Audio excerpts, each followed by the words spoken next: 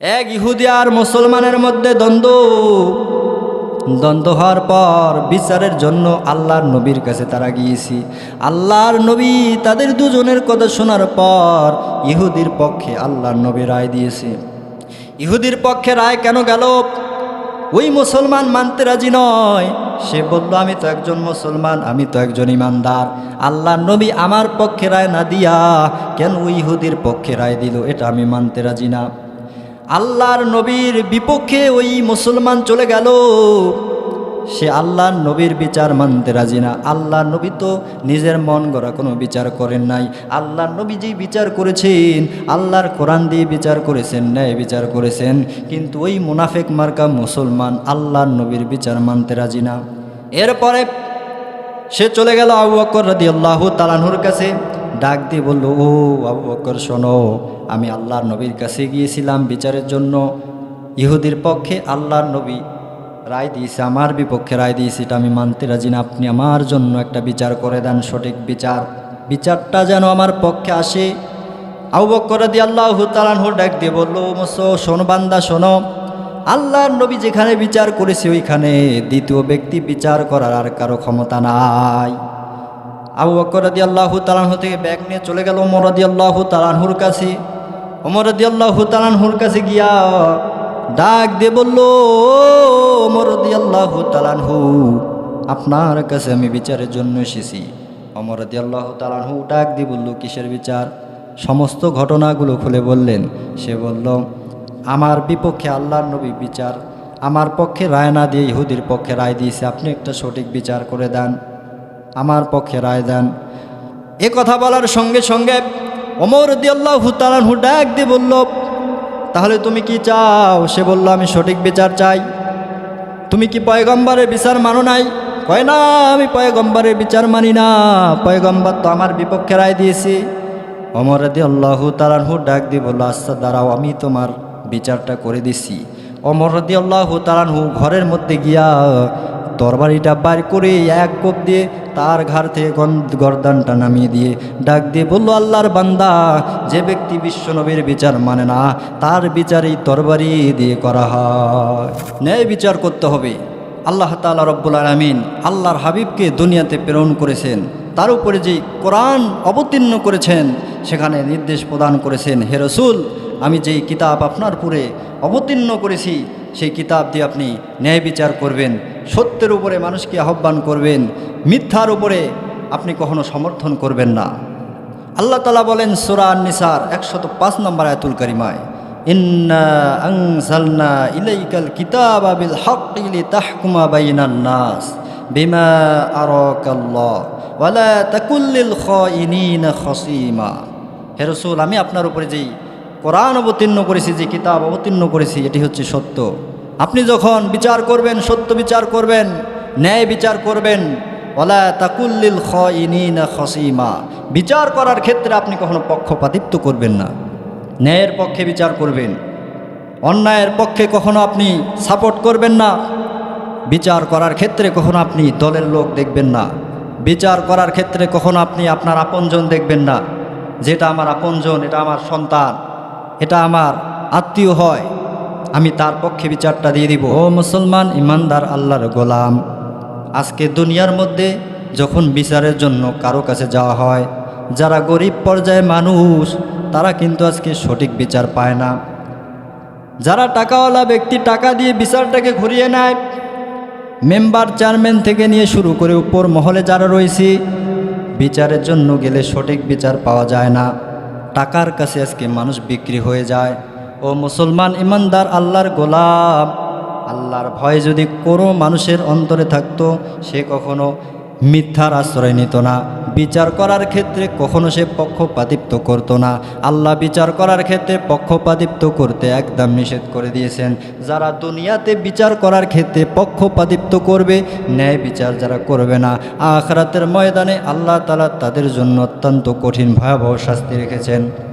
ও মুসলমান ইমানদার আল্লাহর গোলাম, আজ যদি কোনো ব্যক্তি অন্যায় করে জুলুম করে, জুলুম করার পর যদি তার নামে নালিশ করা হয়, ও মুসলমান ইমানদার, তার দল ক্ষমতায় থাকার কারণে, পাওয়ারে থাকার কারণে সে বেঁচে যায়, তার বিপক্ষে কোনো অবস্থান নেওয়া হয় না। দুনিয়ার রীতিনীতি আজকে এমন হয়ে গেছে, যদি আল্লাহর কোরআনের আইন থাকতো, কোরআনের আইন যদি দুনিয়ার মধ্যে বাস্তবায়ন থাকতো, তাহলে সঠিক বিচার কার্যকর হয়ে যেত। সঠিক বিচার কার্যকর আজকে দুনিয়ার মধ্যে না হওয়ার কারণ হলো আল্লাহর কোরআনের আইন দুনিয়ায় বাস্তবায়ন নাই, আল্লাহর নবীর আদর্শের আইন দুনিয়াতে বাস্তবায়ন নাই।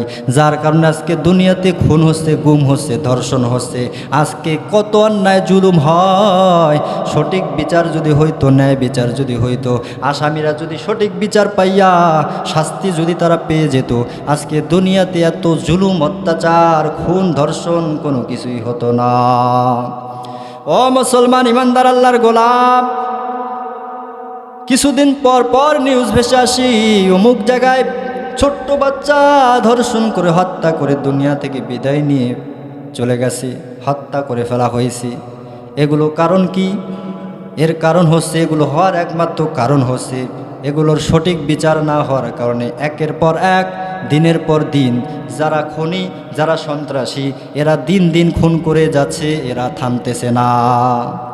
যারা খুনি সন্ত্রাসীদেরকে যদি বিচারের আওতা আনা হতো, ফাঁসি দেওয়া হতো, কোরআন দিয়ে যদি আইন বাস্তবায়ন করা হতো, ন্যায় বিচার যদি তাদের দেওয়া হতো, তাদেরকে যদি কোরআন অনুযায়ী শাস্তি দেওয়া হতো, তাহলে কিন্তু তারা আর ওদের শাস্তি দেখে আর কোনো ব্যক্তি এমন কাজ করার সাহস পেত না। আজকে যারা সন্ত্রাসী, যারা খুনি, যারা চাঁদাবাজ, যারা দুর্নীতিবাজ, এরা দেখতেছি এত অন্যায় জুলুম করার পরও কোনো শাস্তি হচ্ছে না, যার কারণে এরা একের পর এক জুলুম করে যাচ্ছে, অন্যায় করে যাচ্ছি, তারা আজকে একের পর এক খুন করে যাচ্ছে, থামতেছে না। এগুলো থেকে বাঁচার একমাত্র উপায় হলো, এগুলো যদি আপনি বন্ধ করতে চান তাহলে কোরআনের আইন বাস্তবায়ন করতে হবে, ন্যায় বিচার প্রতিষ্ঠিত করা লাগবে। ও মুসলমান সমাজে আজকে ন্যায় বিচার নাই, রাষ্ট্রে আজকে ন্যায় বিচার নাই। রাষ্ট্রে যদি ন্যায় বিচার প্রতিষ্ঠিত হতো, সংসদ ভবনে যদি কোরআনের আইন প্রতিষ্ঠিত হতো, তাহলে দুনিয়া থেকে আজকে খুন খারাপি, ধর্ষণ, অন্যায়, অরাজকতা দুনিয়া থেকে বিদায় নিয়ে যাইতো, দুনিয়ার মধ্যে আজকে শান্তির বাতাস বইতো। আজ এগুলো একের পর এক হওয়ার কারণ হলো আল্লাহর কোরআনের আইন বাস্তবায়ন নাই। ন্যায় বিচার করা লাগবে, সঠিক বিচার করো মুসলমান। বিচার করার ক্ষেত্রে পক্ষপাতিত্ব করা যাবে না। সাহাবায়ে কেরামরা বিচার করার ক্ষেত্রে ন্যায় বিচার করেছিলেন। আল্লাহর পয়গম্বর যখন বিচার করেছিলেন, ন্যায় বিচার করেছেন। আল্লাহ পাক কোরআনে নির্দেশ দিয়েছেন, ওয়াইদা হাকামতুম বাইনান নাসি আন তাহকুমু বিল আদল। হে রাসূল, আপনার কাছে আমি যে কিতাব অবতীর্ণ করেছি, এই কিতাব দিয়ে আপনি ন্যায় বিচার করবেন, সত্য বিচার করবেন। আপনি কখনো বিশ্বাসঘাতকদের পক্ষ অবলম্বন করবেন না। আজ টাকার কাছে বিক্রি হয়ে আমরা বিশ্বাসঘাতকদের পক্ষ অবলম্বন করি, যারা মজলুম তাদের বিপক্ষে আমরা অবস্থান করি, যার কারণে মজলুমরা সঠিক বিচার পায় না। এই জন্যই তো দুনিয়া থেকে জুলুম, দুনিয়া থেকে খুন খারাপি, ধর্ষণ, টেন্ডারবাজি, চাঁদাবাজি, কোনো অন্যায় দুনিয়া থেকে, দেশ থেকে দূর হয় না। এগুলো থেকে বাঁচতে হলে অবশ্যই ন্যায় বিচার প্রতিষ্ঠিত করতে হবে, আল্লাহর কোরআনের আইন বাস্তবায়ন করা লাগবে। এক ইহুদি আর মুসলমানের মধ্যে দ্বন্দ্ব হওয়ার পর বিচারের জন্য আল্লাহর নবীর কাছে তারা গিয়েছি। আল্লাহর নবী তাদের দুজনের কথা শোনার পর ইহুদির পক্ষে আল্লাহর নবী রায় দিয়েছে। ইহুদির পক্ষে রায় কেন গেল? ওই মুসলমান মানতে রাজি নয়। সে বলল, আমি তো একজন মুসলমান, আমি তো একজন ইমানদার। আল্লাহর নবী আমার পক্ষে রায় না দিয়া কেন ওই ইহুদির পক্ষে রায় দিল, এটা আমি মানতে রাজি না। আল্লাহর নবীর বিপক্ষে ওই মুসলমান চলে গেল, সে আল্লাহর নবীর বিচার মানতে রাজি না। আল্লাহর নবী তো নিজের মন গড়া কোনো বিচার করেন নাই। আল্লাহর নবী যেই বিচার করেছেন, আল্লাহর কোরআন দিয়ে বিচার করেছেন, ন্যায় বিচার করেছেন। কিন্তু ওই মুনাফিক মার্কা মুসলমান আল্লাহর নবীর বিচার মানতে রাজি না। এরপরে সে চলে গেল আবু বকর রাদিয়াল্লাহু তাআলা আনহুর কাছে, ডাক দিয়ে বলল, ও আবু বকর শোনো, আমি আল্লাহর নবীর কাছে গিয়েছিলাম বিচারের জন্য। ইহুদির পক্ষে আল্লাহর নবী রায় দিয়েছে, আমার বিপক্ষে রায় দিয়েছে, এটা আমি মানতে রাজি না। আপনি আমার জন্য একটা বিচার করে দেন, সঠিক বিচারটা যেন আমার পক্ষে আসে। আবু বকর রাদিয়াল্লাহু তাআলা আনহু ডাক দিয়ে বলল, শোনো বান্দা শোনো, আল্লাহর নবী যেখানে বিচার করেছে ওইখানে দ্বিতীয় ব্যক্তি বিচার করার আর কারো ক্ষমতা নাই।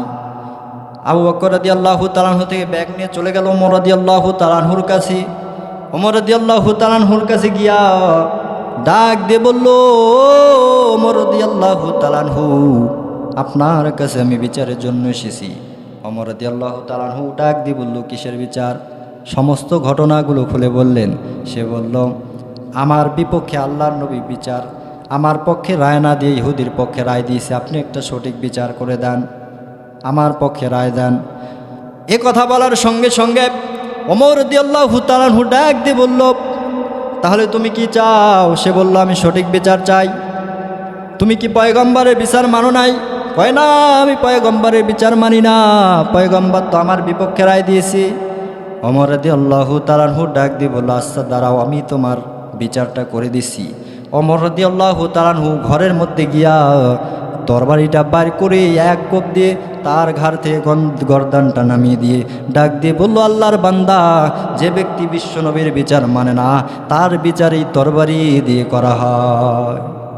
এভাবে তারা সঠিক বিচার করেছে, সত্যের পক্ষে তারা অবলম্বন করেছে, মুনাফিকদের বিপক্ষে অবলম্বন করেছে।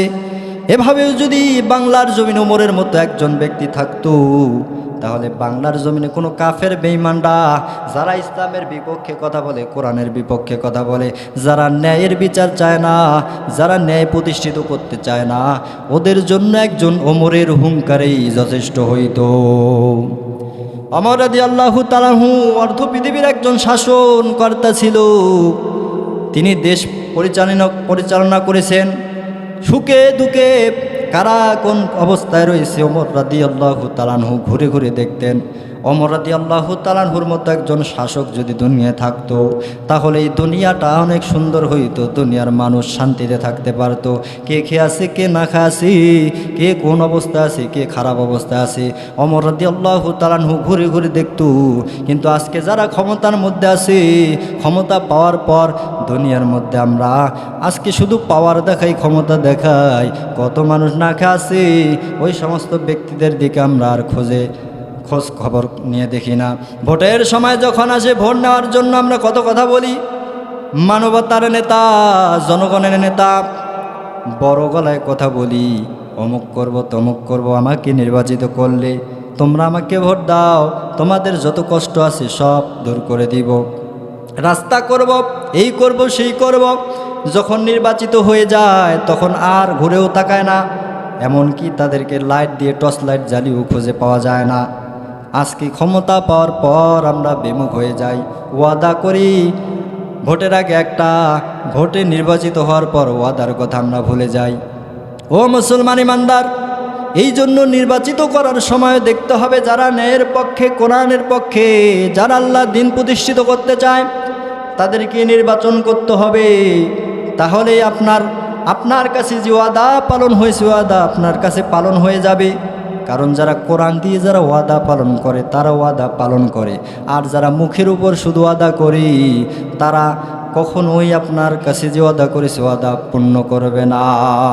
ও মুসলমান ইমানদার আল্লাহর গোলাম, এই জন্য শান্তি যদি আমরা পাইতে চাই তাহলে আমাদেরকে ন্যায় প্রতিষ্ঠিত করতে হবে।